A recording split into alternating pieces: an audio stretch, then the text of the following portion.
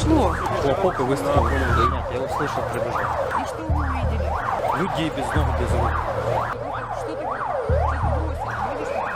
Скорее всего, выстрелили и стреляли потом.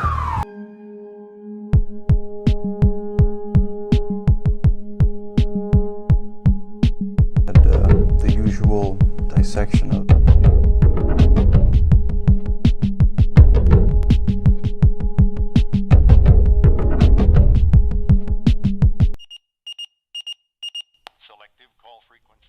Aujourd'hui, nous nous rendons en Crimée. La Crimée est une région de l'Ukraine qui a été annexée par la Russie en 2014. C'est une zone qui administrativement est assez floue, qui est partagée entre la Russie et l'Ukraine si vous voulez. C'est là, plus précisément dans la ville de Kerch, que le 17 octobre 2018, un adolescent ordinaire, plutôt réservé, a décidé de massacrer étudiants et professeurs de son lycée. Apparemment sans aucune raison.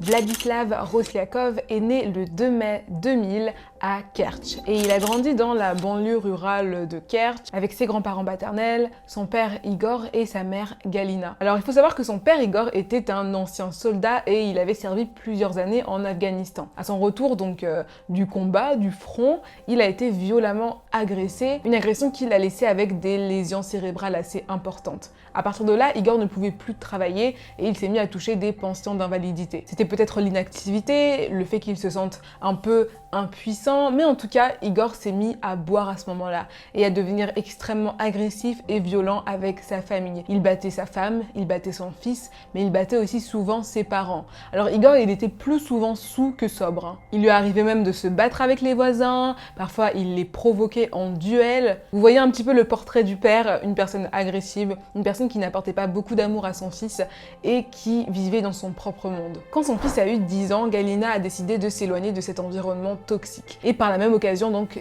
d'Igor.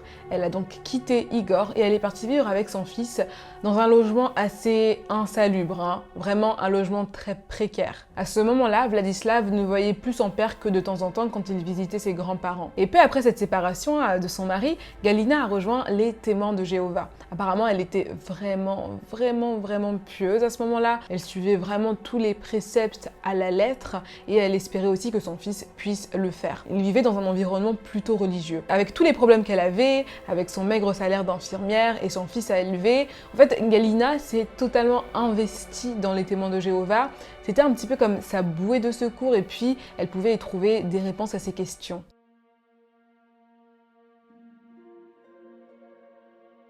D'après ses professeurs, Vladislav était un élève plutôt ordinaire, plutôt aimable, plutôt souriant et plutôt sociable. Voilà, il ne sortait absolument pas des normes, quoi. Il peinait quand même pas mal à avoir de bonnes notes, hein. Il ramait, c'était pas le meilleur élève de la classe.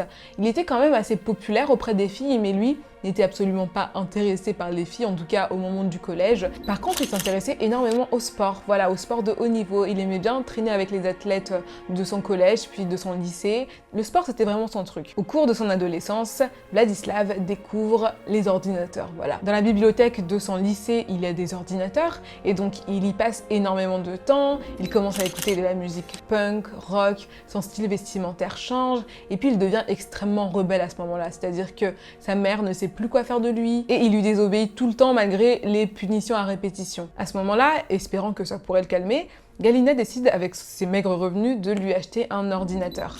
Mais ça ne change absolument rien. On peut même dire qu'à partir de ce moment-là, la situation s'est empirée.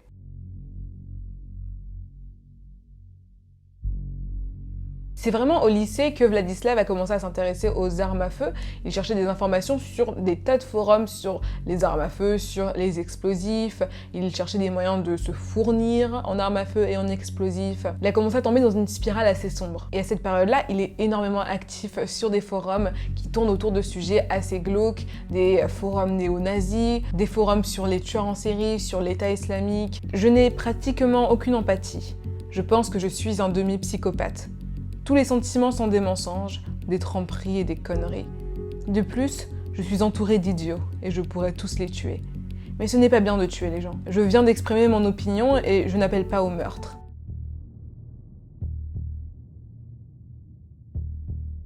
Vladislav, à cette époque-là, devient assez distant avec sa famille. Sa grand-mère paternelle le remarque énormément puisque il était toujours là, toujours serviable, mais il était beaucoup plus renfrogné, beaucoup plus dans son coin.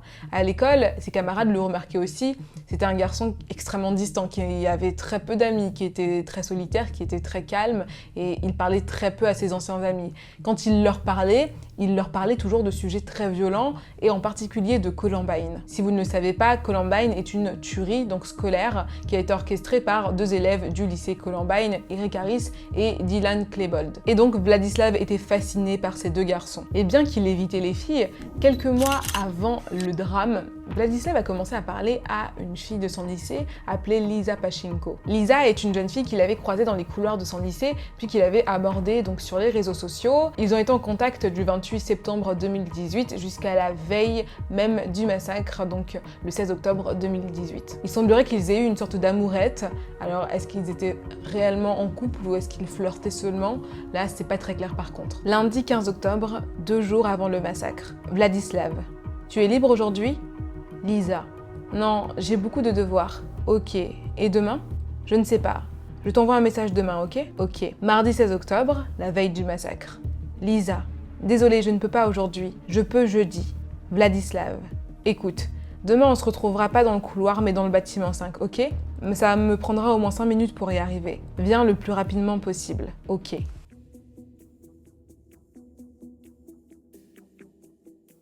Vladislav donc se fournit légalement en armes entre les 8 et 13 octobre.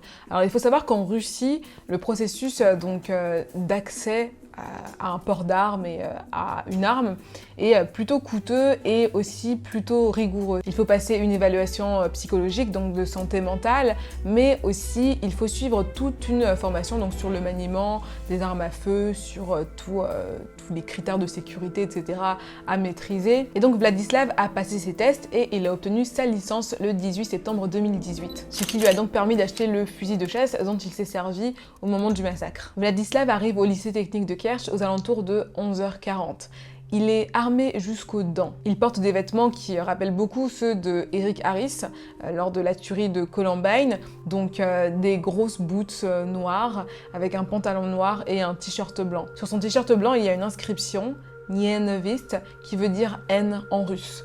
Peut-être que j'ai mal prononcé ça, mais vous me corrigerez dans les commentaires. À la manière d'Eric Harris et de Dylan Klebold de Columbine, Vladislav va poser un explosif, au moins un explosif, dans la cantine qu'il va faire exploser. Après ça, il va se rendre au 2e étage, dans le bureau de la proviseure, qu'il ne va pas trouver. Heureusement, elle était partie quelques minutes avant. Donc là, il va descendre, faire le tour des salles de classe où il va jeter des grenades. Et puis là, il va commencer sa folie tueuse. Il va commencer à abattre les élèves et les professeurs un à un avec son fusil de chasse. Il tire aussi sur des portes verrouillées, sur des extincteurs, sur des ordinateurs.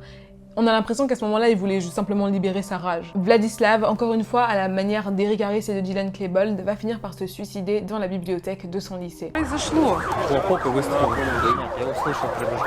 И что вы увидели? Людей без ног, без рук. Что ты бросили? Были что-то? Скорее всего, выстрелили и стреляли потом. Il a tué 20 personnes âgées de 15 à 65 ans et il a blessé au moins 70 personnes. En fait, le seul acte de compassion qu'il a eu, c'était envers Lisa. Lisa, la fille qu'il aimait, en lui disant de se rendre dans le bâtiment 5 pour le retrouver, et en sachant pertinemment qu'il ne se rendrait pas dans ce bâtiment-là. Il faut savoir que de nombreux élèves blessés ont été envoyés jusqu'à l'hôpital où travaillait la mère de Vladislav. Et au début, elle s'occupait de ses élèves, voilà, comme des patients normaux. Et quand elle a appris que c'était son fils qui était l'auteur de cette tuerie, elle a apparemment fait une crise nerveuse et a presque tenté de se suicider. Ce qui est assez triste, c'est que les autorités n'étaient pas présentes sur place très rapidement, malgré le fait qu'en face du lycée, il y avait un poste de police. C'est peut-être aussi dû au fait que beaucoup de gens pensaient que c'était une blague. Voilà, on peut le voir avec cette vidéo où les élèves sont en train d'expliquer ce qui se passe. On a l'impression qu'ils rigolent, qu'ils ne comprennent pas bien ce qui se passe et peut-être donc que les secours ont été appelés trop tard. Vladislav a été incinéré. Il a été incinéré, il a été enterré sous un faux nom. Et sa mère, étonnamment, a reçu énormément de soutien. Elle a pu récolter plus de 100 000 roubles qui lui ont permis d'organiser l'enterrement de son fils. La mère de Vladislav a reçu une lettre, voilà, de divers sympathisants qui lui disaient que elle ne devait pas trop se sentir coupable et que son fils était une victime des circonstances. Et je trouve ça aussi super quand même que cette femme ait pu recevoir cette lettre. Ça ne doit pas être facile d'être la mère